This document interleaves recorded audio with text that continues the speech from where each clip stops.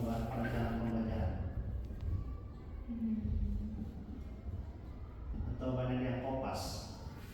Timing sih Pak sebetulnya.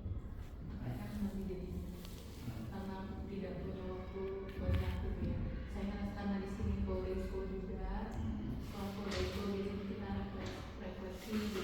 Terus anak kelas 1 juga kan pulang setengah 2. Alhamdulillah Pak jam 2 itu bensinnya sudah habis liburnya dari pagi. Nah di situ kita refleksi, tarik nafas. Biasanya kalau saya sendiri harusnya pulang dulu. Nah biasanya karena sekarang banyak AI juga dan lain-lain, kita nyari referensinya banyak mulai dari buku dan lain-lain mesti ATM Pak gitu. Kalau kesulitannya sendiri lebih di waktu tuh. Kalau saya sendiri yang nggak tahu ya. Boleh yang lain tambahkan? Kalau untuk penyusunan belajar, alhamdulillah karena sudah berhasil, maka lebih ke ATM yang seperti yang disampaikan Bu Eni Bapak. Untuk waktu penyusunan ATM sendiri itu biasanya di malam hari Bapak. Di malam hari di jam santai itu saya gunakan untuk menyusun apa yang kurang dalam instrumen pembelajaran. Tapi tidak ada kesulitan. Sejauh ini tidak ada sih. Bukan ada pengetahuannya, kalau ada kesulitan itu ada pengawas tuh. Jangan disia-siakan nih Pak. Covid dan kemarin itu jadi apa? Jadi fasilitator untuk penggerak ke luar, ke Papua kan? Enggak. Pernah lama saya Pak, pernah. Lama waktu ditutup. Oh gitu. Tapi di guru penggerak sebutannya di guru penggerak angkatan berapa? Angkatan 6. Pak Opik itu bisa loncat, ya bisa loncat jadi pengawas. Karena dia punya sertifikat guru penggerak. Itu yang pelatihannya malah yang udah 3 bulan atau masih 6 bulan?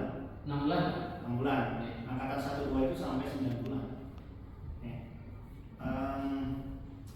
Jadi manfaatkan ini Pak Opik ini. Jadi kalau pengawas itu karena Bapak dan Ibu itu dianggap oleh pengawas itu andragogi. Iya. Bukan andragogi. Apa andragogi itu? Pendidikan orang dewasa. Jadi kalau Bapak dan Ibu gak minta gak akan kasih. Iya. Ya, jadi mestinya Bapak dan Ibu ini ya diskusi jalan nggak komunitas belajarnya? Jalan kayaknya. Nah diskusi kita itu kelemahan ini. Nah ajukan ke kepala sekolah. Nah kepala sekolah nanti mengajukan ke pengawas Pak, di kami perlu IHT tentang ini. Kalau nggak diminta mah nggak akan. Itu polanya bukan gitu. Ya. Karena memperlakukan guru itu bukan anak kecil gitu kan. Jadi kalau saya ada di ibu menemukan baik, dia baik ya dia mau gitu ya, nanti identifikasi itu apa nih yang perlu gitu. Jangan sampai ketinggalan. Udah garis lobby lagi ya. Nah iya gitu. Ketika Bapak dan Ibu ragu, boleh Pak saya ini nih mempelajari ini dapat sumber dari tanya, harus diskusi gitu. Jadi itu ya 3.1 tadi ya Pak Padu ya tentang perencanaan. Bapak dan Ibu saya ke Maluku, ke Papua, ke Sulawesi. Karena RPP itu RPP sejuta umat. Iya. Jadi itu di desa luar. Pertanyaannya salahkah nggak kita? Misalnya Pak, saya kurang setuju mengadopsi. Karena kalau mengadopsi mah hanya ganti nama Bu. Tapi saya setuju mengadaptasi. Oke, sama nggak Bu? Kalau Ibu misalnya ngambil contoh RPP dari Lab School, UNJ, boleh nggak? Boleh, tapi harus diadaptasi, disesuaikan. Oke. Bapak dan Ibu, misalnya siapa yang ngajar bahasa Indonesia di kelas tinggi tematik kan? Ada teks prosedur kan? Ada. Prosedur teks ada nggak? Ada. Kalau di SD-nya Pak Opik dulu di sana SD Geger Opik ya.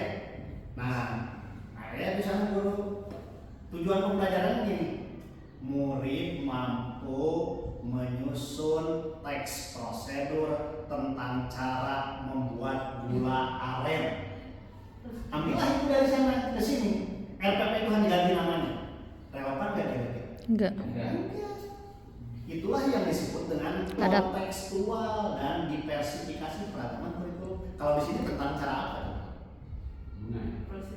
Menanam bunga. Tentang budidaya bunga, menanam bunga yang sesuai di sini. Sesuai lingkungan. Jadi bukan mengadopsi tapi mengadaptasi. Mestinya